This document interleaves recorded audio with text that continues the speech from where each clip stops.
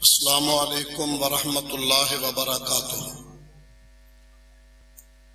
الحمد للہ وحدہ والصلاة والسلام علی من لا نبی بعدہ، اما بعد فاعوذ باللہ السمیع العلیم من الشیطان الرجیم، بسم اللہ الرحمن الرحیم۔ ان الدین عند اللہ الاسلام۔ معزز علماء، اکابرین ملت، بزرگوں، بھائیوں، دوستوں، عزیزوں، ختم نبوت کے پاکیزہ مشن کے پاسبانوں،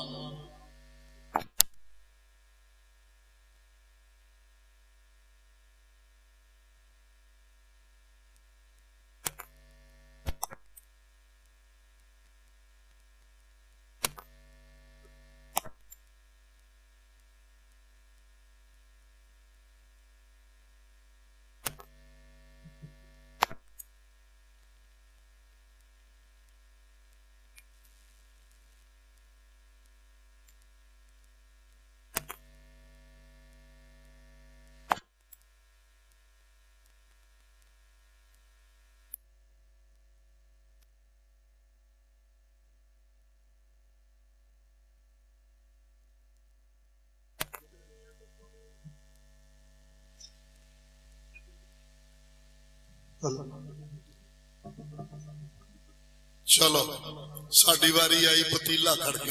حضرات،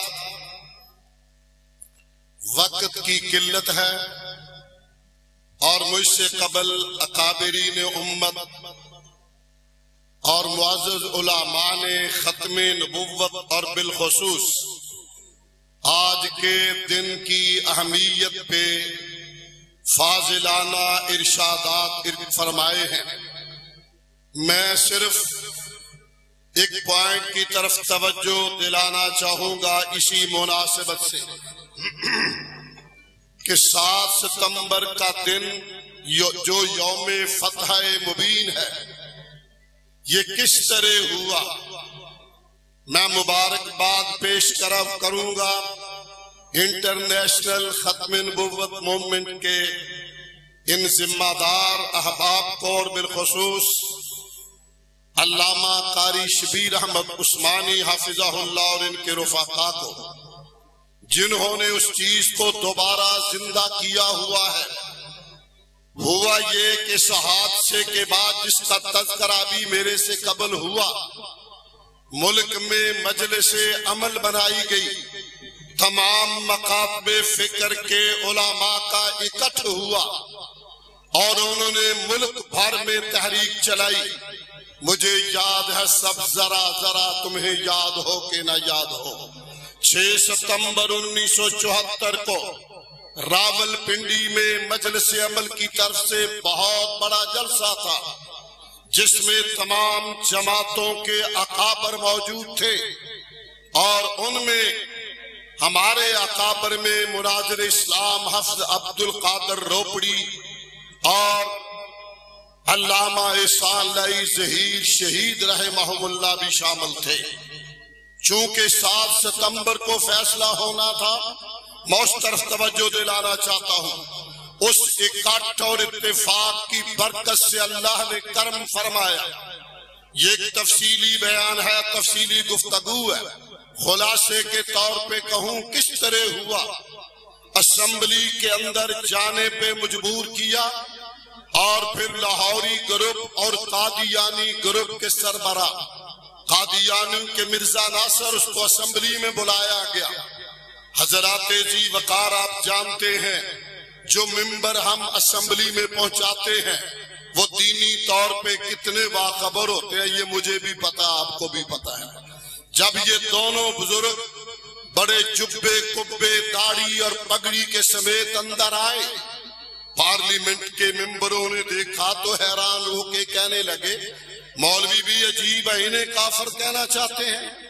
پھر وہ قرآن کی آیتیں بھی پڑھتا ہے، حضور کا نام نامی بھی لیتا ہے، درود بھی پڑھتا ہے۔ 13 دن تک حضرات اس پہ جرا ہوئی اور مرزا ناصر 200 صفحے کا اپنا موقف کتابی شکل میں لکھ کے لایا، اسمبلی میں پیش کیا، تمام ارکان نے پوری توجہ سے 200 صفحے کا موقف سنا، پوری اس پہ بحث ہوئی، سوال جواب کا مرحلہ آیا۔ میں اس میں مشت اصغروار دیگ میں دانے کے طور پہ ایک دو باتیں عرض کرتا ہوں۔ جب سوال جواب کی مجلس ہوئی تو مرزا ناصر صاحب سے پوچھا گیا، جناب آپ آئیے واضح کیجئے مرزا قادیانی ہو از ہی، وہ کون ہے، کیا ہے، سٹیٹس کیا ہے، تم اسے کیا مانتے ہو، کیا جانتے ہو؟ یہ آیا، اس نے کہا وہ امتی نبی ہے۔ وہ کیا ہے؟ امتی نبی ہے۔ کہا امتی نبی؟ کہا جی ہاں امتی نبی، اس طرح کہ نبی کی اتباع کرتے کرتے کرتے وہ مقام نبوت تک پہنچ گیا۔ کہا چلیے کیا 1300 سال پہلے آج تک کتنے امتی نبی ہو گزرے ہیں؟ کہنے لگا کوئی نہیں۔ کہا اس کے بعد بھی کوئی آئیں گے؟ کہنے لگا نہیں۔ کہا جی بات کرتے ہو، خاتم النبیین کون ہے؟ کہنے لگا حضرت محمد الرسول اللہ صلی اللہ علیہ وسلم۔ کہا جی پاگل بنا رہے ہو، حضور کے بعد اسے نبی کہتے ہو، اس مقام پہ لے جاتے ہو، امتی نبی ہے، اس کے بعد آئے گا کوئی نہیں۔ اس تفصیل ایک پوری یہ بھی سوال کیا گیا، کیا اس امت کا سب سے افضل ترین بشر، افضل البشر بعد الانبیاء سیدنا صدیق اکبر کا عمل بھی اتنا نہیں تھا کہ امتی نبی بنتے؟ کہنے لگا نہیں۔ کیا عمر فاروق نہیں؟ تفصیل کا وقت نہیں ہے۔ سیدنا حسن ابن علی، حسین ابن علی؟ کہا نہیں۔ حضرات اب ممبران کی کچھ آنکھیں کھلنے لگی۔ دوسرا سوال اس سے یہ کیا گیا، یہ بتاؤ کیا مرزا قادیانی پہ وحی اترتی تھی؟ کتابیں موجود تھی۔ ہمارے علماء اللہ بہت برکتیں اور رحمتیں کرے، جو دنیا سے چلے گے، جو حیات اللہ ان کو سلامت رکھے دیر تک۔ حضرات یہ علماء وہاں پنڈی میں پورے حوالے دلائل لے کے بیٹھے ہوئے تھے، اس میں بھی بڑی دلچسپ باتیں ہیں، مگر کہ وقت نہیں ہے، نماز کا وقت جا رہا ہے، جس کا مجھے بہت خطرہ لاحق ہوا فکر مند ہوں، اس لیے میں اشارے کنائے سے بات آگے بڑھانا چاہتا ہوں۔ کہا اس پہ وحی آتی ہے؟ جی آتی ہے۔ اس میں خطا کا امکان تو نہیں، غلطی تو نہیں ہوتی؟ کہنے لگا نہیں، اسی طرح وحی ہے جس طرح نعوذ باللہ قرآن وحی آتا ہے۔ کہا اچھا پھر یہ بتاؤ، مرزا یہ کہتا ہے کہ جو بندہ مرزے کو نہ مانے، اس کو نبی تسلیم نہ کرے، اس کو تسلیم نہ کرے، وہ دیکھا ہو یا نہ دیکھا ہو، وہ بندہ کافر ہے، پکا کافر ہے، دائرہ اسلام سے خارج ہے اور جہنمی ہے۔ چار باتیں میں نے کی، یہی میں نے سنانی ہے اور بات سمیٹ دینی ہے، بات توجہ سے سننا ذرا۔ وہ کیا ہے؟ کافر، پکا کافر، دائرہ اسلام سے خارج اور جہنمی۔ کہا یہ صاحب بتائیے کیا یہ درست ہے؟ کہنے لگا درست ہے۔ کہا اگر یہ درست ہے تو پھر یہ سارے لوگ کافر ہیں؟ اب اسے ہوش آئی کہ یہ میں کیا کہہ بیٹھا، یہ تو سارے لوگ میرے سے خلاف ہو جائیں گے میرے۔ کہنے لگا نہیں، امام بخاری رحمہ اللہ نے باب باندھا ہے کفر بعد کفر، اس کی قسمیں ہوتی ہیں، یہ چھوٹا کفر ہے۔ کہا بھائی پکا کفر کہہ رہا ہے، کہہ رہا یہ چھوٹے کفر میں پکے ہیں، طویلیں بھی عجیب ہوتی ہیں، چھوٹے کفر میں پکے ہیں۔ کہا چلو مان لیتے ہیں دائرہ اسلام سے خارج ہے۔ کہنے لگا اسلام کے بہت سارے دائرے ہیں، ایک سے خارجہ باقی میں بھی ہے۔ کہا پھر جہنمی بھی ہے؟ مسلمان تو جہنمی نہیں ہوتا۔ کہنے لگا جہنم میں جائے گا اور جلدی نکال کے وہاں سے لے آئے گا۔ آخری گزارش اس نسبت کی، بہت باتیں ہیں، یہ اندر کی بات جو 13 دن تک جاری رہی تاکہ یہ پروپیگنڈا نہ کر سکے دنیا میں، پورا صفائی کا بحث کا موقع دیا انہیں۔ حضرات اگلی بات یہ کہی گئی کہ مرزا قادیانی کہتا ہے کہ میری کتابوں سے مومن مسلمان محبت اور مودت کرتے ہیں الا ذریۃ البغایا، سوائے کنجریوں کی اولاد کے۔ اب تو ہلے سارے، کہنے لگا نہیں یہ بغایا اس سے نہیں ہے جس کا معنی کنجریاں ہے، اس کا معنی بغاوت ہے۔ یعنی پھر ذرا اس تفصیل میں بھی نہ چاہوں، اللہ کروڑوں رحمتیں نازل فرمائے۔ اسمبلی میں موجود علماء میں سے جو کمیٹی بنائی گئی تھی اس میں مولانا مفتی محمود احمد اور مولانا ظفر احمد انصاری حزب اختلاف کی طرف سے ممبر تھے کمیٹی کے۔ یہ سوال کر رہے تھے، یہ علماء تھے اللہ کے فضل اور کرم کے ساتھ۔ حضرات جب اس کو کوئی جواب نہیں آ رہا تھا، کہا قرآن کی یہ آیت دیکھو، ترمذی کی یہ روایت دیکھو، لائنیں لگا کے جب آگے رکھ دی، زچ ہو رہا تھا، کوئی صورت بن رہی نہیں رہی تھی۔ ممبر اتنے جلدی میں تھے، کہنے لگے چھوڑو جی چھوڑو، یہ نا خلفائے راشدین سے بھی بہتر سمجھتا ہے، حسن حسین رضی اللہ عنہ سے بھی بہتر سمجھتا ہے، یہ لوگوں کو کنجریوں کی اولاد سمجھتا ہے، اسے کافر کرو، آپ کافر نہ بنو، یہ تو سب کو کافر بنا رہا ہے۔ چنانچہ متفقہ طور پہ فیصلہ ہو گیا۔ میں اس پہ تو مبارکباد بھی پیش کروں گا، یوم تشکر بھی مناؤں گا، لیکن بزرگ اپنے حصے کا کام کر گئے، ابھی کچھ کام باقی ہے، یہ میں نے کہنا ہے، ابھی کچھ کام باقی ہے۔ آئین سازی میں کچھ حکم باقی رہ چکے ہیں۔ آج میں مبارکباد دوں گا پھر اس تنظیم کو، اس جماعت کو اور اس نام پہ اکٹھے ہونے والے ہر فرد کو، اور میں بھی بلا شبہ کہنا چاہوں گا ختم نبوت ہمارا مشترکہ سرمایہ عقیدہ اور ایمان ہے، یہ کسی ایک جماعت ایک تنظیم کا کام نہیں ہے۔ ہمارا خون بھی شامل ہے تزئین گلستاں میں، ہمیں بھی یاد کر لینا چمن میں جب بہار آئے، ایسے ایسے موقع ہمارے اسلاف نے بھی کیے، سارے بزرگوں نے اپنی خدمات سر انجام دی، ان میں ریاست پٹیالہ کے سیشن جج قاضی محمد سلیمان سلمان منصور پوری رحمت للعالمین کے مصنف نے مرزا قادیانی کی کتاب کا جواب لکھا، اس میں چیلنج کر دیا کہ مرزا قادیانی کو بیت اللہ کا حج نصیب نہیں ہوگا۔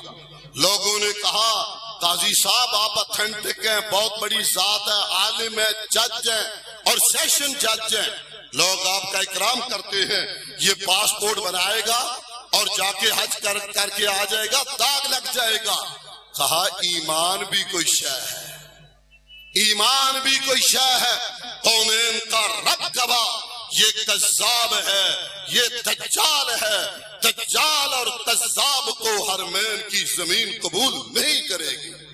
10 سال تقریباً 9 سال کچھ مہینے اس کتاب چھپنے کے بعد یہ زندہ رہا، مگر بیت اللہ کی طرف منہ کرنے کی توفیق نہیں ہوئی، نہیں ہونی تھی۔ حضرات آج میں آخر پہ یہ کہنا چاہوں گا، یہ معاملہ صرف جذبات کا نہیں، یہ معاملہ ایمان کا ہے، یہ معاملہ عقیدے کا ہے، یہ معاملہ ملت اسلامیہ کا ہے، یہ معاملہ وطن عزیز کی سلامتی کا ہے، یہ معاملہ اسلام کی بنیادوں کو مضبوط رکھنے کا معاملہ ہے۔ اس پہ انشاءاللہ مرکزی جمعیت اہل حدیث اپنے اکابر کی قیادت میں اور ختم نبوت کی اکابر کی آواز پہ لبیک کہتے ہوئے کندھے سے کندھا ملا کر چلنے کو تیار ہے انشاءاللہ، اور ہم اس کے لیے ہما وقت حاضر ہیں۔ آج بھی بلا شبہ میری خاصی مصروفیات تھی، حضرت علامہ صاحب کا فون گیا، میں نے کو ترتیب درمیان میں سے نکالی، اسی لیے کچھ لیٹ ہوا ہوں، میں معذرت چاہوں گا، وقت بھی تھوڑا سا لے گیا ہوں، اور صرف یہ کہنا چاہوں گا آخر پہ، یہ مسئلہ ایسا ہے کہ پہلی آسمانی کتابوں میں بھی حضور کو خاتم النبیین ہی کہا گیا ہے۔ امام بہقی کے اندر روایت لائے ہیں، حضرت عبداللہ بن سلام، حضرت عدی بن حاتم رضی اللہ عنہما، یہ دونوں ان کتب کے بہت بڑے عالم تھے، وہ فرماتے ہیں کہ پہلی کتب کے اندر جو موجود ہے وہ یہ ہے کہ محمد الرسول اللہ خاتم النبیین لا نبی بعدہ، آپ خاتم النبیین ہیں، آپ کے بعد کوئی اور نبی نہیں آئے گا۔ حضرات ذی وقار معراج کے موقع پہ مسجد اقصی میں جب تمام انبیاء وہاں موجود تھے، انبیاء نے خطبے دیے، ان میں سرور کونین علیہ السلام کا چھوٹا سا خطبہ چند الفاظ پہ ہے اور ختم نبوت کے لیے پیغام ہے۔ آپ نے جو خطبہ دیا کہا الحمدللہ الذی ارسلنی رحمت للعالمین کافۃ للناس بشیرا ونذیرا وارسلنی فاتحا وخاتما۔ کہا تعریف اس اللہ کی جس نے رحمت للعالمین بنایا، ساری کائنات کے لیے نبی بنا کر بھیجا، بشیر بنایا، نذیر بنایا، جنت سے کی خوشخبری دینے والا، جہنم سے ڈرانے والا، اور آخری کیا ہے؟ وَأَرْسَلَنِي فَاتِحًا وَخَاتِمًا۔ مجھے یہ اعزاز بخشا مولا نے کہ جنت کا دروازہ سب سے پہلے میں جا کے کھلواؤں گا۔ جنت نبی اجے کوئی قدم نہ ہلاوے، میرا آقا پہلا بہشتہ نو جاوے، کنڈا کملی والا جدو چا کھڑکاوے، دربان جنتاں دا عرضاں سناوے، منو میرے مالک نے سی فرمایا نہ کھولی جنہ چر محمد نہ آیا۔ فاتحن بیر جنت کا دروازہ کھولوں گا، وخاتمن اور میں ختم نبوت کا حامل بن کے تاج دار ختم نبوت بن کے آیا ہوں۔ سیدنا خلیل اللہ علیہ السلام ابراہیم علیہ السلام نے صرف یہ الفاظ کہے، گروہ انبیاء محمد الرسول اللہ علیہ السلام، اسی وجہ سے آپ کی برتری، افضلیت اور اکملیت ہے کہ آپ خاتم النبیین ہیں۔ اللہ میں حضور کی ختم نبوت کی خدمت کرنے والے خدام کا خادم بنائے۔ سبحان ربک رب العزت۔ بسم اللہ الرحمن الرحیم، الحمدللہ رب العالمین، والعاقبۃ للمتقین، والصلاة والسلام علی سید الانبیاء والمرسلین وعلی آلہ واصحابہ اجمعین۔ یا حی یا قیوم برحمتک نستغیث وإلہکم الہ واحد لا الہ الا هو الرحمن الرحیم۔ اللہم صلی علی محمد وعلی آل محمد کما صلیت علی ابراہیم وعلی آل ابراہیم انک حمید مجید۔ اللہم بارک علی محمد وعلی آل محمد کما بارکت علی ابراہیم وعلی آل ابراہیم انک حمید مجید۔ اللہم وفقنا لما تحب وترضى، اللہم وفقنا لما تحب وترضى واجعلنا من عبادک الصالحین۔ اے اللہ اپنے فضل و کرم سے ہمیں ایمان کی دولت سے مالا مال فرما۔ اے اللہ سرور کونین علیہ السلام کی اور اپنی محبت ہمیں نصیب فرما۔ اللہ محبت کا وافر خزانہ عطا فرما۔ اے اللہ ختم نبوت کی حفاظت کی توفیق عطا فرما، اور منکرین ختم نبوت کا ڈٹ کر مقابلہ کرنے کی توفیق عطا فرما۔ وطن عزیز کو ان کی سازشوں سے محفوظ فرما۔ مسلمانوں کو اللہ ہوش عطا فرما۔ اے اللہ ہمیں توفیق دے ہم یہ مشن لے کے جائیں۔ ہم نے اس سال کے اندر 1 سے لے کے 5 تک قادیانیوں کو دعوت دے کر مسلمان بننے کا کہنا ہے، یہ ہماری ذمہ داری ہے۔ پیغام دیں گے انشاءاللہ۔ اللہ اپنی رحمت سے ہمیں توفیق عطا فرمائے، اللہ ہمیں حضور کی وافر محبت نصیب فرمائے، اللہ اس پروگرام کو اپنی رحمت کے ساتھ قبول فرمائے، باعث برکت بنائے۔ رب اغفر ورحم وانت خیر الراحمین۔ ربنا تقبل منا انك انت السمیع العلیم وتب علینا انك انت التواب الرحیم۔ صلی اللہ تعالی علی رسول خیر خلقہ محمد وعلی آلہ واصحابہ اجمعین برحمتک یا رحمن۔